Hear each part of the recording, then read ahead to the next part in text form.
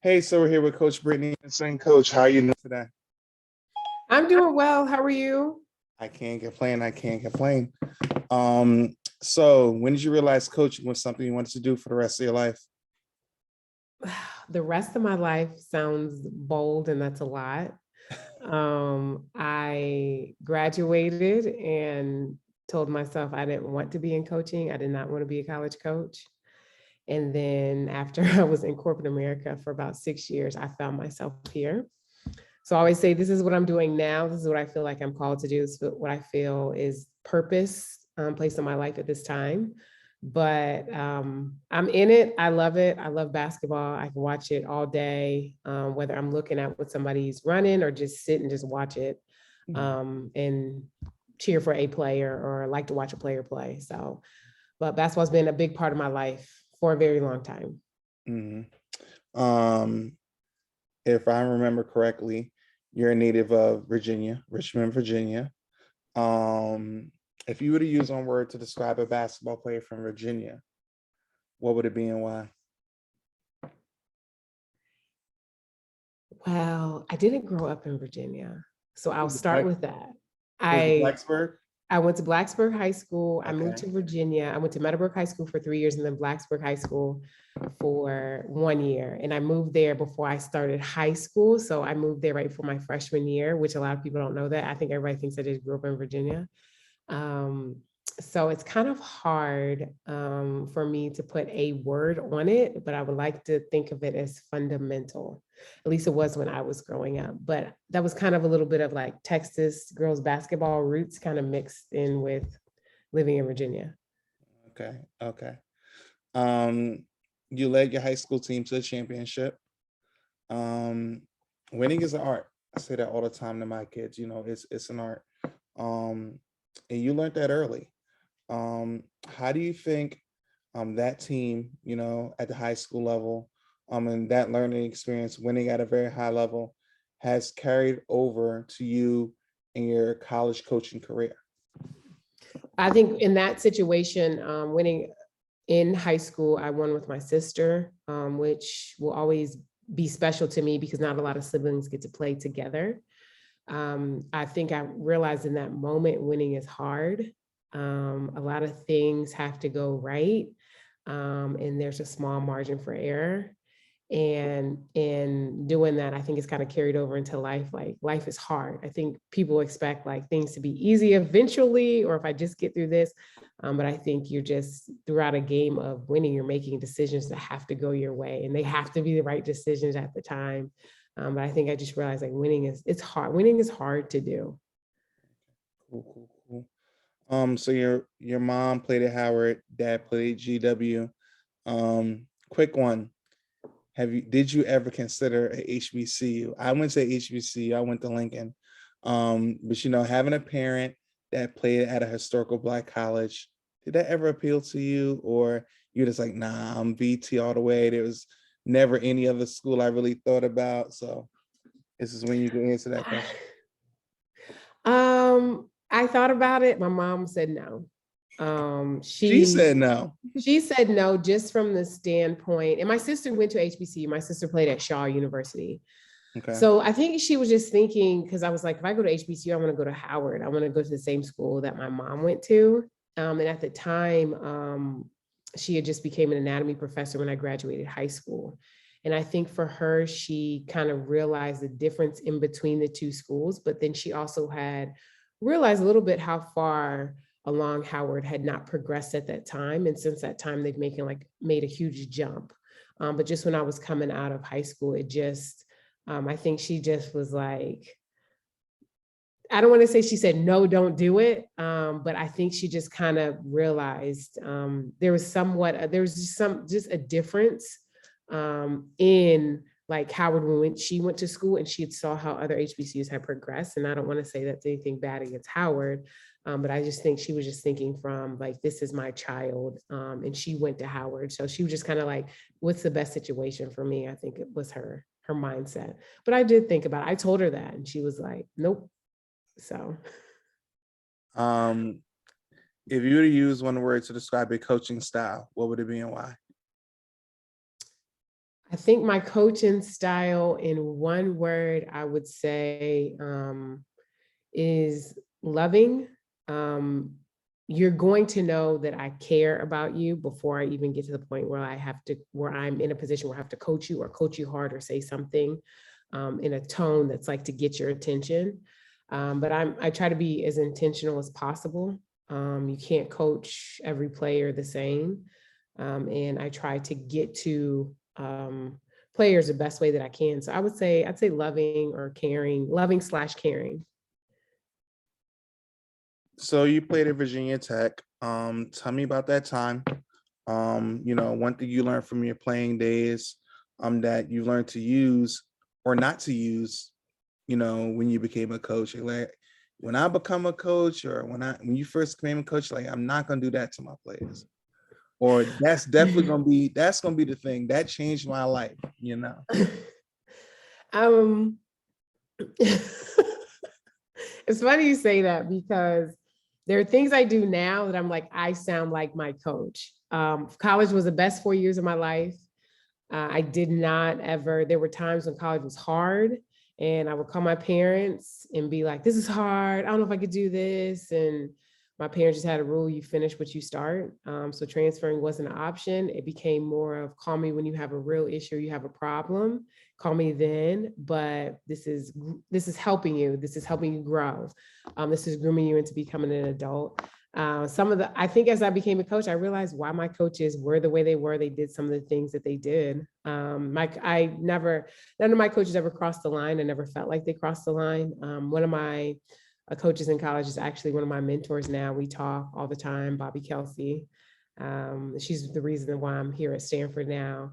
But I always say college should be like the best 4 years of your life. You don't have bills. You're on scholarship. Now they get cost of attendance. Those are things that I didn't get when I was in college.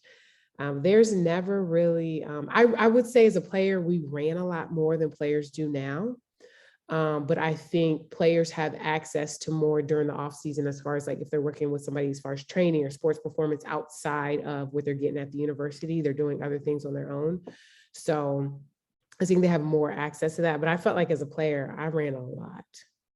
I felt like I ran nonstop compared to how I was like, these kids don't run anymore. You're not alone, coach. Lots of running. My mentor used to say, you're gonna be real smart, you're gonna be real strong, one or the other. So yeah, lots of running.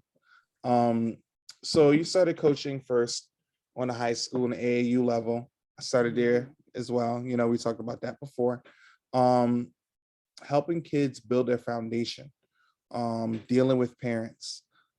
It's a different dynamic, when you're at the high school level versus the college level. And for me, it was a lot. It could be a lot on a lot of people. Then you start coaching, as well. You're coaching AAU. We're coaching elite level athletes. Tell me about that time period. Was it stressful? Was it enjoyable? What you get from that time? When I was coaching high school, it was hard for me because I started coaching high school basketball and I just finished playing. And high school basketball, I think I realized real quickly how like high school basketball then compared to when I was in high school, it was just different. Everybody played for different reasons. And I played high school basketball with players who really wanted to play. They wanted to win. The goal to win the state championship, whereas some they just were kind of just out there. And it's more so like to be in the yearbook or be a part of the team picture. So I realized quickly that high school basketball at that high school where I was, it wasn't for me. I was too intense. I had just finished playing myself in college. So I just realized that wasn't a good avenue for me. And then when I started coaching AAU, it was with James Nichols, who coached me with AAU, as well as several other young ladies who've gone on to play Division I. And I felt like that was more of a fit because they were trying to get to where I had been. And so it was more of a fit for me because you could push them more. You could talk to them about different things. You could talk to them about fits. You could talk to them about college, what colleges are like, what to look for when it came to picking a school, what questions to ask the coach. So it just gave me a different avenue to still give back to the game when I knew that just high school basketball it wasn't a fit at that time. And that's not to say it might not be a fit later. I just think that I was just so close to, I just finished college and now I'm coaching high schoolers, and I'm like, okay, what is this? What are we doing? So it's a lot. See, so you mentioned Bobby Kelsey earlier, a mentor of yours. So tell me a bit about, her impact on you, and was she really somebody to help you step into the coaching world? Bobby Kelsey forced me to grow up. I think there are times in college when you feel you have your selfish moments, but she kind of was like, she kept it real with me, and my parents kept it real with me. My dad's military, my mom's a professor. They saw very much it was either this way or this way. There was no like coasting down the middle. And she helped me grow up. She helped me see that I needed to grow up, and then in what areas I needed to grow up. And she's still a mentor. Like, we laugh about stuff now, and I feel like every time we talk on the phone, she's like, "How old are you again?" And I've known her since I was 19 years old. So it's like just one of those things where it's just time has passed, and she's played a big role in my life. When I decided I wanted to get into college coaching, and I called her, and she kind of planted the seed of me being a college coach when I was graduating. And I was like, no, you're crazy. I'd never do that. And then 6 years later, I'm like, well, I'm kind of thinking about it. And she's just like, good, the game needs you. And she was like, you have areas of expertise you can give back to these young women. And just her being a Black female like myself who had played college basketball. She played here at Stanford. She played a very high level and won a national championship as a player. But just somebody she helped me see that you will get through this and things will be okay, and you'll grow from this, and there's more to come from this. You just can't see it now. So she just helped me see that. And then she's part of the reason why I'm in coaching, so I can help other young women see that as well. Awesome. Awesome. So like you mentioned before, you graduated, took 6 years away from the game, you're working in the corporate world. Everybody has that moment, that moment in their lives in which you have to pivot and be like, either I'm gonna go 10 toes down in this, I'm gonna make a move somewhere else. You had your moment. When did you realize that you felt like it's time for me to step away from this corporate job and jump into coaching? I would say it was probably almost a year before I got into college coaching, and I was working for an electrical contractor doing recruiting for electrical engineers out of college, an apprenticeship program for electricians. And I lived in the Washington, D.C. area. And it was one of those things where my job really didn't challenge me as much anymore.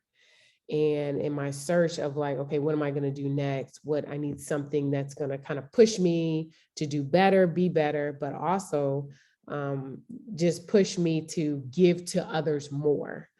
And I was like, I prayed about it. I didn't really know what it was. I was coaching AAU, and that summer before I got into college coaching, a couple coaches were like, have you thought about being a college coach? And I'm like, I don't really know. And because I didn't know.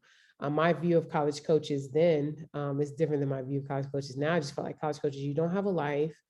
You're always in the gym, you're always at work, you're always doing something with the team, which isn't a bad thing. But I was working in corporate America where you have 3 weeks of vacation time a year, and it's guaranteed 3 weeks. And if I turn my phone off, I turn my phone off, and I'll just talk to you, I'll respond to my email when I get back. But I just needed something to push me to do more, give back more in some area. And at the time I didn't know, prayed about it. And I'm a firm believer when people start asking you about certain things or bringing up certain things, the message is trying to get to you and you need to pay attention. Otherwise, people are going to keep bringing it up. So I was lucky enough to know the head coach at Radford, or who had gotten the job at Radford, Mike McGuire. He had coached against me in high school because he had been a high school coach, a well-known high school coach in Roanoke, Virginia. And so that's how we connected, and he knew I was coaching AAU, and that's how we connected, and I got into coaching. So I just felt like I had a bigger purpose to fulfill, to help people, especially young women who are in basketball. So you mentioned your first D1 job at Radford, the Big South. It's an awesome conference. You have Hampton, UNC Asheville, which has gotten a lot better as of late. Gardner Webb. You got a bunch of really good schools with beautiful campuses. you know, what's really awesome about that conference to me is any team can win at any given year, you know. Um, so jumping into that journey, which I think is an awesome and beautiful one, what were some things that you guys used to help you turn a corner and put you in position very quickly? You get what I'm saying? In regards to like, Mhm. but yet properly, because obviously you want to build the foundation properly. But when you know that you can turn the corner quick in a year or two and make a real splash, what did you guys do? What was the emphasis in the first couple of years you were there? So I was there for 2 years, and probably every day for the first 3 or 4 months, Coach McGuire always talked about culture, culture, culture, culture, culture. And there were just things he wasn't going to stand for when it came to the team, because the team wasn't in a very good position. But Radford is a beautiful campus. It's a nice school. It's in a beautiful part of Virginia to where you can get to Tennessee, North Carolina, Maryland within a couple hours. So his biggest thing was like, we need to clean up the culture. And then cleaning up the culture, he had to make some tough decisions as far as players to bring back, players that he needs to tell that they need to go elsewhere. And he talked about it every day. It was something he brought up every single day. And it got to the point for me where I knew he was getting ready to say something about culture. You just kind of know. And as you're around somebody, you kind of feel where they're going with something.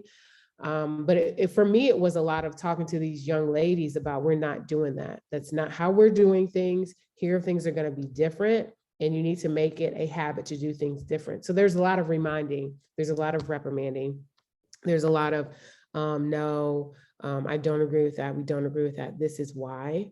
But it's something that you have to harp on every single day until it becomes second nature for the players that are there. So then it can seep over into the next class that comes in and the next class that comes in. So our first year, we lost 15 games in a row.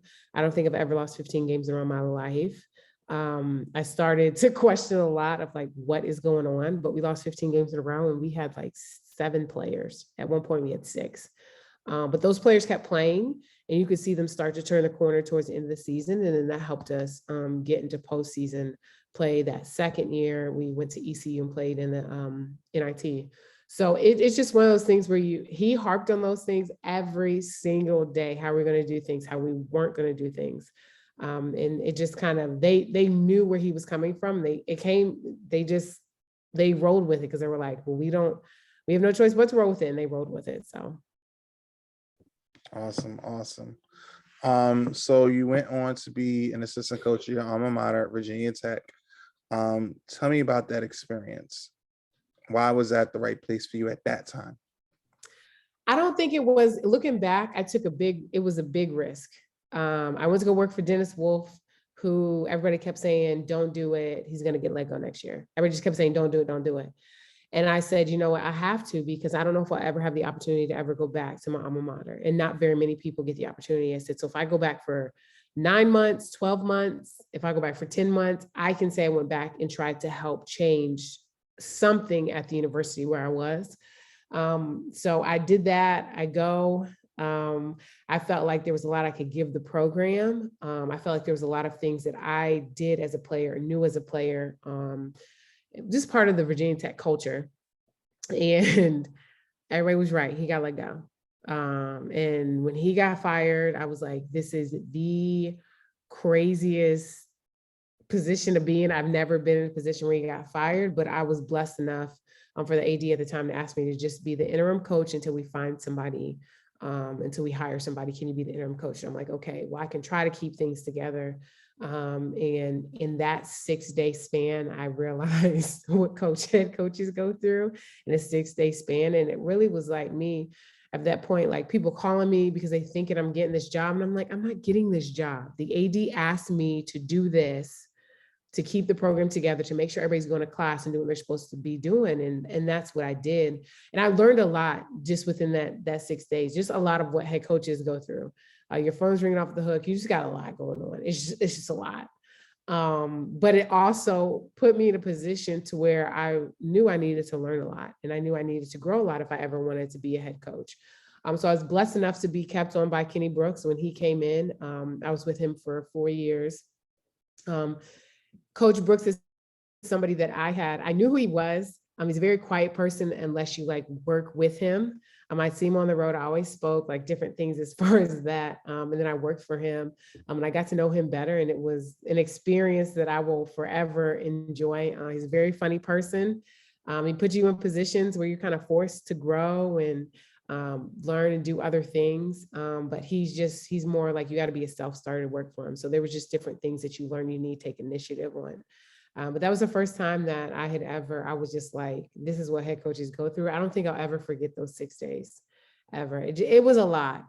And when I say it was a lot, it was just, you just hear a lot, you see a lot, people say a lot. So you're like, what is going on? So I had a newfound respect for head coaches, because I'm like, some people go through this, they've been going through this for like 10 plus years. And it was a lot to take in. Mm-hmm. So, you guys did a really, really good job, really taking that Virginia Tech program to the next level. The ACC Power 5 rigorous conference. You're going up against some of the best teams in America in conference play almost all the time. You guys built that program up to a situation in which you guys are gonna go into you were gonna get an NCAA bid, Then COVID hits. Really solid team. Dara, Jersey person, I love her. That's family. You guys are rolling. Then COVID. Tell me about that time. How, mentally, where you guys were. How'd you respond? How'd you bounce back from that? It was tough.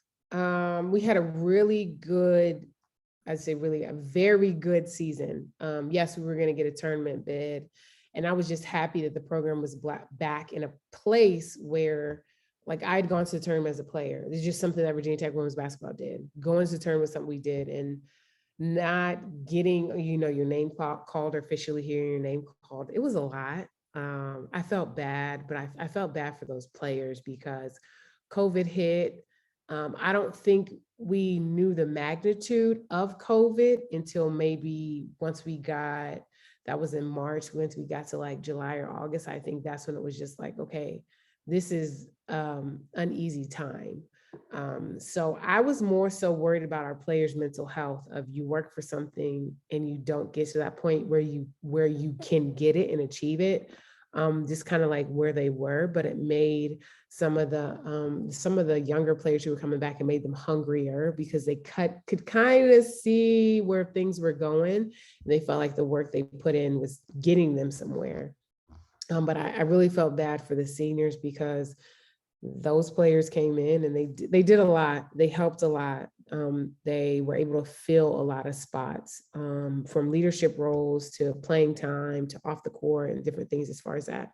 So it was a time when I don't think it really hit anybody until we got to July, because it was an uneasy time. I think what got me was that summer before, we went to Italy. And when we came back from Italy, some people in our travel party, including my mom, had gotten sick, but nobody really knew what was going on.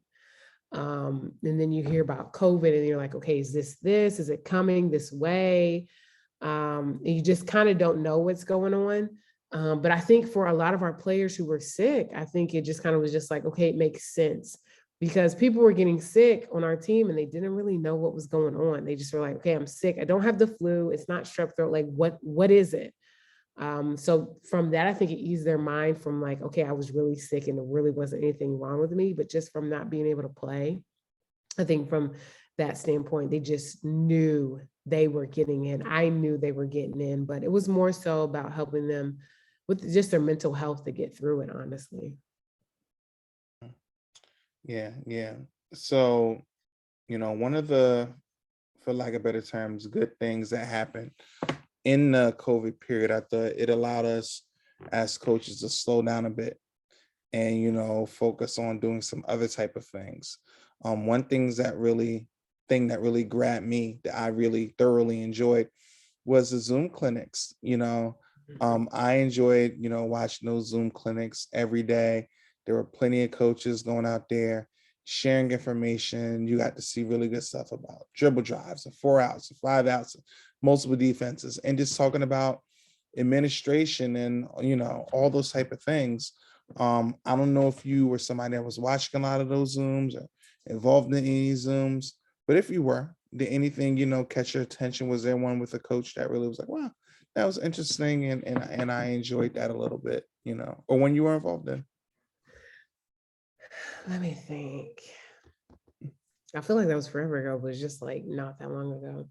When COVID hit, I think I probably tuned into more football Zooms, like football coaches Zooms, talking about different things as far as like building a program and a culture, and how they do it, because they have more players, but they also have more staff. So they're leading like a bigger group of people. So I tuned into some football Zooms. I tuned into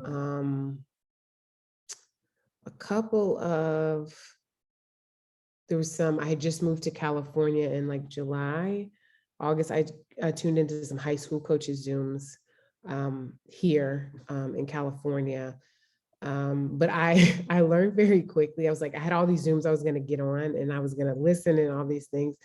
But I learned very quickly that I was just going stir crazy. So I had to like get out the house and different stuff. I actually still go back and look at some like different ones now, like on YouTube and stuff like that. But I wasn't one that got on like something every day. I did a lot of reading during that time. And then some of the Zooms I got on were just getting on with like friends in the industry and women's college basketball, just talking about like different things. Whether it be like the team or like trying to keep teams together, or ideas for like getting on Zooms with the team, like games and like different stuff like that. Cause you're trying to keep them occupied and stuff. So that was some, and then I did some recruiting a little bit, but not a lot. So it's July, heading to a gym. We're in Atlanta. We're checking out players. Tell me, what catches your eye? What makes you open a book and write a check down for this kid? What are you looking for? For me, it's fundamentals. I think when you're at a different school, and you're working for a different coach, it depends on different things that they're looking for. For me, it's fundamentals. Depending on position, there has to be some athleticism, but different positions, I think you need more athleticism than other positions. And you have to be really skilled for certain positions as well. So a lot of it for me comes down to age. Like there's certain things you expect for a certain age player at the time. So I think some of that has to do with it. But for me, it's a fundamentals, including communication and talking on the basketball court. That's like one of the things that makes me like, okay, she talks in person on the court. Awesome. So you moved on to Stanford. How did that come to pass? I'm sure you were quite comfortable at Virginia Tech. So what made you push to make that leap from Virginia all the way to California? Because I'm sure it wasn't a light decision. This is something that you thought about and prayed about for a good minute. So just tell me about it. What happened, Coach? So Bobby Kelsey is the reason I'm here. They were going through a coaching change and she gave Tara my name. And I didn't know how serious Tara was because she didn't know me, never met me a day in her life. I'd seen her on the road a couple of times, but I never talked to her. And I knew the associate head coach, Kate. I talked to her on the road. So Bobby told me, hey, I'm giving Tara your number. I said, okay, well, if she's like serious, I guess she'll call Coach Brooks. So I just didn't know what to expect. And she called him and we talked for probably about like a month. We talked from about April until the end of May because they were in the hiring freeze. They had different things going on. We're in the middle of COVID. And I was at Virginia Tech where I was comfortable and I was like, okay, I can work here. I'm all about what Virginia Tech has to offer because I played here and I know how far this program can go and who you can get in here. So then so when Tara called me, I was just like, Stanford. And for a while for me, I just was like, oh, okay, I'll talk to her. I'll talk to her. She kept calling. She kept calling. She kept asking me questions. She kept asking me to do different things. And I was like, okay, well, she's serious. So there were just a lot of different things she asked me to do. And I did those things. And I told my family, I was like, look, I've never lived in California. Never. I visit LA a lot. I like to go to LA, hang out, but I always am like, oh, I'm over this. I'm going home. So when I was like, if she offers me this job, then I'm going to take it. I'm going to move to California. My parents were like, okay, well, we support you. My brother and sister were like, well, are you sure? How are you going to get there? Because you're not flying. Because I just saw when COVID hit, I was like, I'm not flying anywhere. I don't care what's going on. Because I was scared the airlines were shut down. So just a lot of things going on. But I was like, if she offers me this job, I'll take it. And so she offered it to me. And I said, yep, I want to come. I want to work there. I want to be part of it. And she said, are you sure? I said, yes. And she was just like, are you sure? I said, yes. And I think that goes back to me growing up military. My dad was in the Army. So when we moved or did different things, you move. All right, get in where you fit in, pick up where you left off, and just go from there. So I was like, you know what? I live in California. And still to this day, it's like the second season I've been here.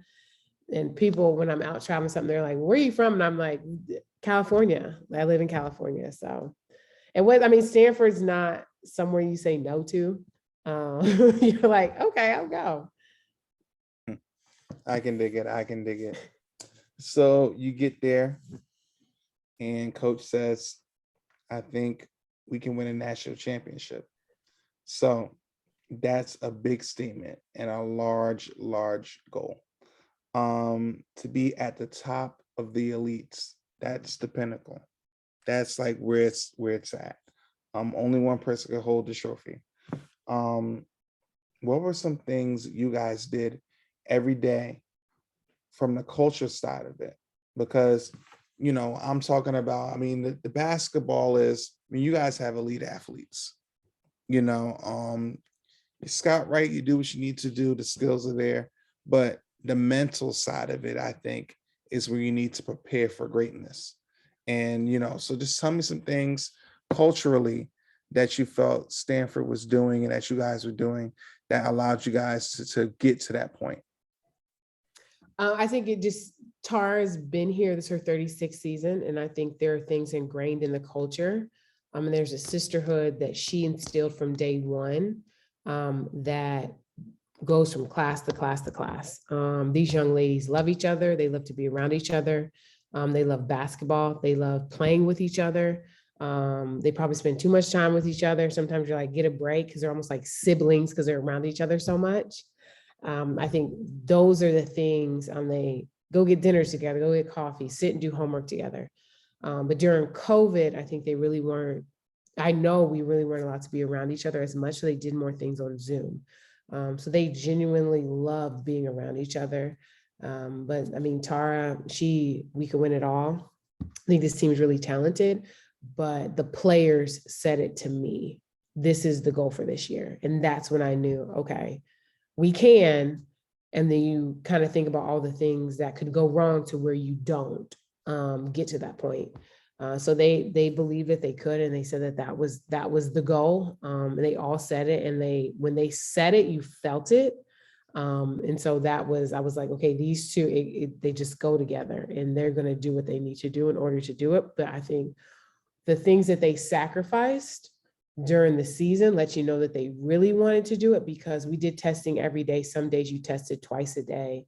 And then there was no, like in California, there was no congregating like inside, like we did practice and then we left.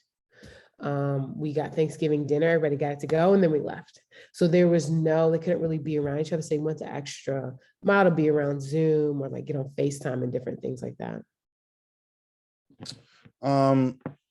What is the BCA and how important is that association to you? The Black Coaches Association? Yep. Yes. It's very important. So somebody asked me the other day when I was getting recruited, I can't remember who I was talking to. Did I ever say I wanted to play for a Black coach? And I literally had to think, a Black head coach, I had to think, there weren't too many. There weren't many, and there were not Black women. And I think that everybody should have an equal opportunity to be in a leadership position. And I think we have to do better with that as Black coaches, as far as uplifting each other and helping each other get into those positions, whether it's your turn or it's not your turn. But we have to do a better job of elevating each other. And I think in doing that, I think the game of basketball kind of gets back what it has. I mean, a lot of the players are Black. What it's giving right now, it kind of gets that back in the leadership role. But it allows other athletes to see that as Black players, you can eventually be a Black coach, Black head coach, Black assistant coach. But it's allowed me to connect with different coaches that I probably would have never talked to, because you have generation gaps as far as like playing, or somebody played on one side of the country or coaching on another side of the country. So it allows you to connect with other people. So, second round in the NCAA tournament, you start to wear the Black Lives Matter shirts. You wear that every game throughout the postseason, if I remember correctly, right? You noticed. Coach, I'm ready. If I'm gonna do it, I'm gonna do it. I didn't know if anybody knows. I'm here, Coach. I'm ready. You should see the scout. So, I know how big teams are on uniform, collective, a certain look across the board for everybody. It means something. But I also believe that when you step outside of that, there's a purpose, and I felt like that was a purposeful thing that you were doing. And I'm sure there were a lot of people that were very supportive, and I'm sure there were people that were not so supportive. And that's natural, because you're doing something, for lack of better terms, that could be against the grain. I guess the big question that I wanted to ask you was, like I said, you did it with intent, you did it with purpose. Tell us how you really felt. Why was it so important for you to do that right then, in the biggest stage, in the biggest moment of your life, from a coaching standpoint? From a coaching standpoint, I think sometimes we get caught on the sport and we forget that there's a human side to these athletes, there's a human side to coaches. I think the George Floyd situation and the Breonna Taylor situation, for me, the world slowed down, but Black lives were still being taken, and they were being taken in a manner that I couldn't even really wrap my mind around. But my mom always says, once you get to a certain age, you start to realize people are around that same age that you are. And I think that it just was, for me, Black Lives Matter, Black Lives Still Matter. There was never any pushback. Nobody on our staff ever said anything to me about it. Nobody ever questioned why I had it on or anything like that. Our players wore the shooting top before the game. But I think it also allowed people to see that we're at a crossroad here. Like, these things are not going away and something has to change. I would still wear the shirt today if I could, but I had worn it and washed it so many times, like the letters are starting to come off. So I was like, I can't wear it.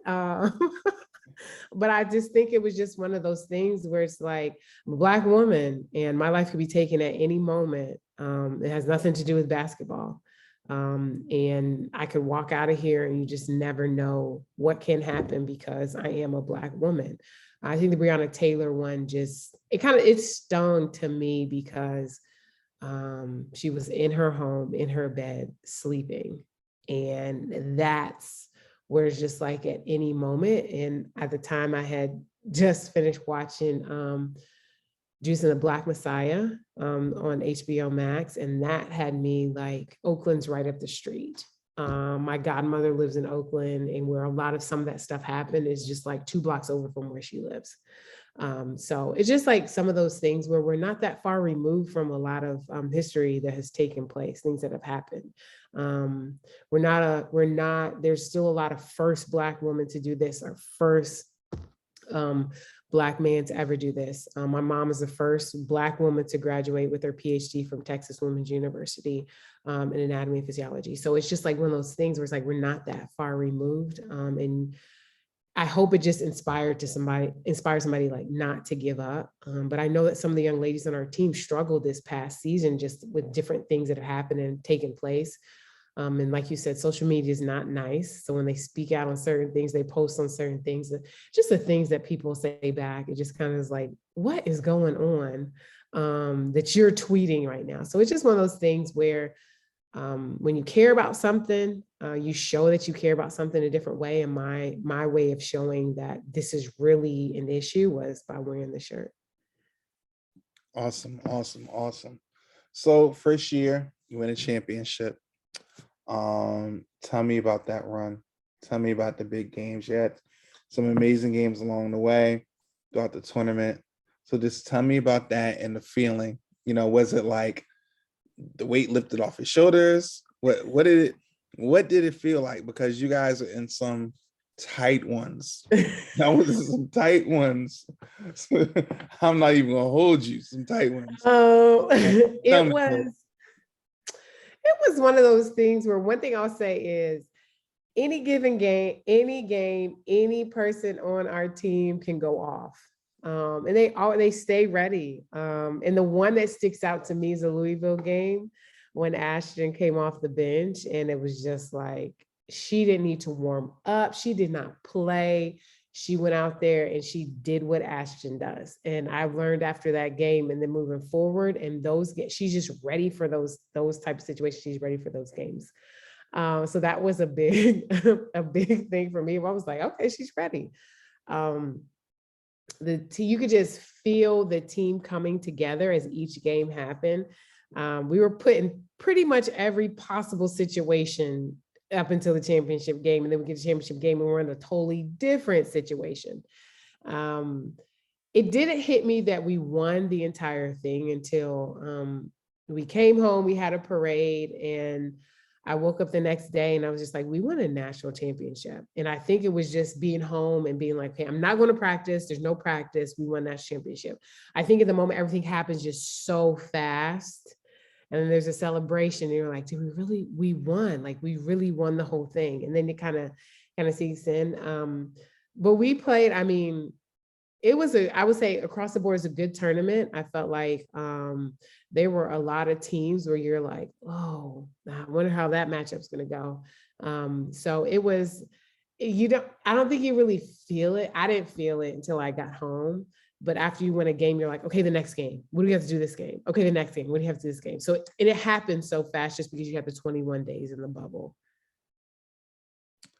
Tell me your favorite drill or slogan that you preach every day, because everybody has their thing. Everybody has their drill that gets them pumped up. I can name a bunch of mine. So something fires you up, coach. So what is your saying? What's your thing? If your kids were to say, coach says that every day, or that drill gets coach fired up every time.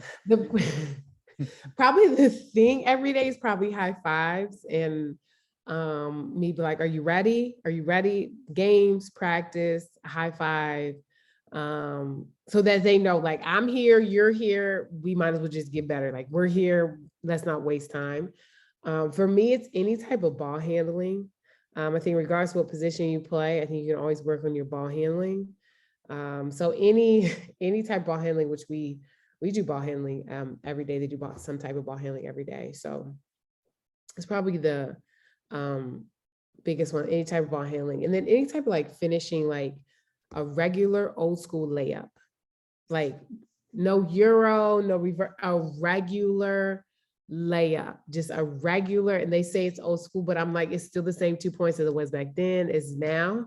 But any type of layup drill, I feel like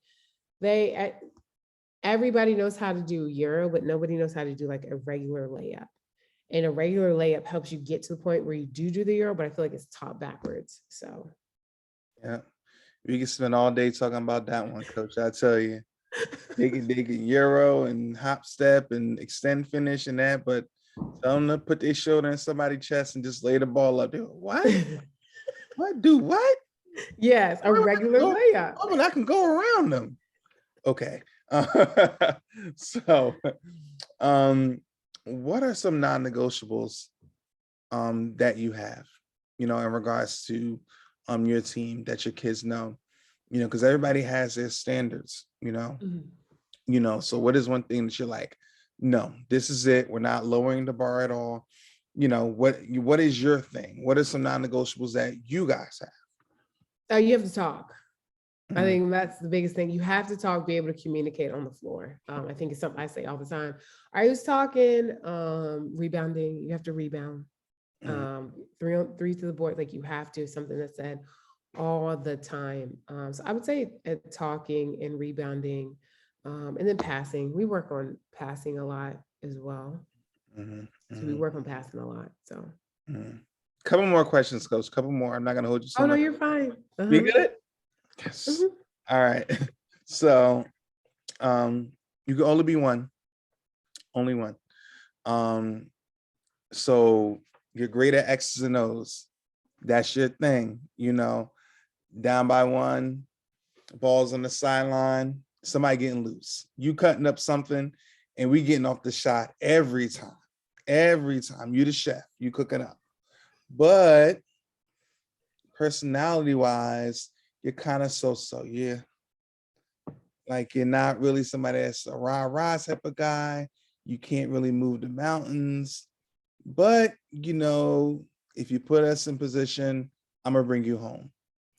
Or you're Coach Carter. You're Denzel Washington and Remember the Titans. You're that guy. You are that guy. You make players want to run through the brick wall for you. But down by two, you looking at the announcing table of this or that, and you're not that guy. You can't do it. So who are you? Who do you want to be? You can only choose one.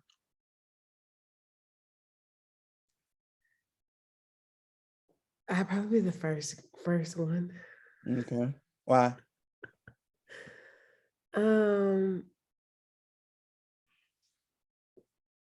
Your teammates know who you are. They know they know what personality that they're dealing with, I guess you could say. Okay. So it's like one of those things, like take it or leave it, but people around you know. So they'll adapt to you. That's what you're saying. It's in due time they will. Now, what point in the season are we at? Are we beginning of the season, middle of the season, end of the season? If we're in the beginning of the season, either way it goes, I think it brings the team closer together. But I feel like the whole Coach Carter, how things are Coach Carter, that it just doesn't work anymore. It just doesn't. It's just where we are in society right now. This is an intense job, like you mentioned before. There's a lot of hours. I think certain people don't know that we're working 6-7 days a week. And our quote unquote days off, we're still thinking about it. But unplugging is so key. I think that's an art of sometimes not bringing your work home if you can. So what are some things you do in your downtime? Because we all have, whether it's an hour, 2 hours, you may sit and watch Power, you may read a book, you may, whatever it is. What do you do? What's your thing? Right now, my thing is finishing Insecure because I didn't finish it. So I'm on like the last episode of season 5. I read. I make it a point to work out every morning. I try to get it in before 8 every morning. That's my hashtag. That's my go-to. That's my try to work out in the morning before 8. I try to get a massage once a month. I try to do that, which is I can tell when I haven't because I'm like so tense. And then I try to do yoga. And there are times when I'm just like, don't open the computer, just leave it, just be done with it for the moment. So those are my things, is finish Insecure right now. And then after that, I don't know what I'm gonna try to jump on. But reading would probably be the biggest one. Tell me the best lesson learned via observation of another coach, because you've been around some great ones and you're just like, wow, that's it. That's my thing. Or that's something that I'm like, wow, that's not my thing. Mhm. You know. But we all know those moments. So what was the one that really gravitated towards you? I think having worked for four different head coaches now, everybody has their way of doing things. And you have to figure out their way and how they go about doing things. So it can be hard to try to figure out, especially if people have been working with them for a while or you're the new person coming in. Everyone has their way. Everyone has their method to the madness. Um, and then I think when it comes to recruiting, when it comes to head coaches, I think some like to take calls on certain days, and there's just certain days when they don't take calls. So those different things, and there's some coaches that will talk to recruits all day, every day. So those different things, but I think you just figuring out people's method to how they do things, and then figuring out kind of how you can get in where you fit in within their method. Because they've been doing it that way for a while, and I've worked for four coaches that have been successful. So they have a reason why they do it. And there's always things where you're like, oh, I would do that. Or I don't know if I would do that. But there's different things that happen throughout their coaching career of why they do things a certain way. Mm-hmm. So you're a head coach. You hire me. It's my first day in practice. I'm new. Mm-hmm. And we're about to step on the floor. You can see deer in headlights. I'm shaking in my boots. I'm fired up, but you can tell it's a lot. It's spinning. So if you can give me one piece of advice, what would it be and why? Be yourself. Mm-hmm. And the reason I say be yourself is young people today have access to way more than I did when I was younger. And they can tell when somebody's being themselves and when somebody's not being themselves. And you want to gain their trust as soon as possible, or as fast as possible. Not that you can gain it quickly, but you could lose their trust quickly if you're not being yourself. And it just kind of turns them off, and they just really don't want to be bothered and not listen to what you're saying. So I would just say be yourself. When we see Stanford play, what will we see? We're not talking about wins and losses. We're talking about Stanford brand of basketball. So, if I'm sitting at half court watching the game, I'm walking away going to my car, what is the expectation? What do you want me to feel? It's a clean, disciplined, fundamental style of basketball. Our players are very unselfish. They are very sharing when it comes to moving the ball. I'm going to getting into a flow. Awesome. Okay, coach. Last one. Anything I missed you want to share? I mean, I love this question because, I don't get it all. I try to get all the things, but I always miss something. I mean, there's something that you want to share. It could be something about your dog, or and I know you got a dog, and or your hoodie. Your hoodie is really dope. I love it. Just Thank anything. you. So just anything. It doesn't have to be basketball related. It could be something totally different that you want to share. Oh, this is tough. I think sometimes as coaches, we get caught up in we're a coach and we have to do things a certain way. And coaches, there's steps you have to take to get to a certain level. And I think that I am proof that everybody's path and journey is different.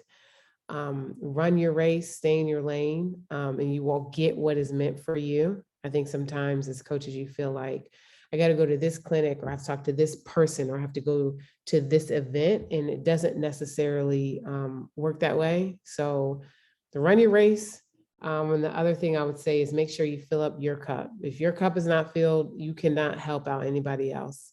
And I've had friends in the business, and I've seen other coaches in the business, and it's kind of gotten the best of them from the standpoint of, I love basketball. I love being around basketball, but you can't pour from an empty cup. And you have to be able to take care of yourself so that you have more to give to other people. So those are probably the two biggest things. I think a lot of people, I mean, I get asked questions that sometimes I'm like, what, or where is this question coming from?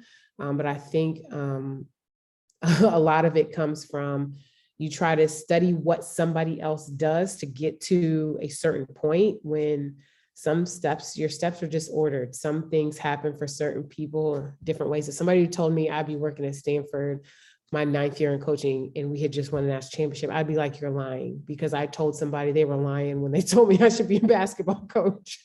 So it's just one of those things, just run your race. Sometimes you put in the work and things happen organically, so let nature run its course. Well, Coach, I thank you so much for you taking out time. I, was looking forward to this interview, and I've, really gotten a lot from it, and I'm sure other people will too. You're welcome. Thanks for having me. And I am glad I could be a part of it. All right, Coach, you have a good one. You too.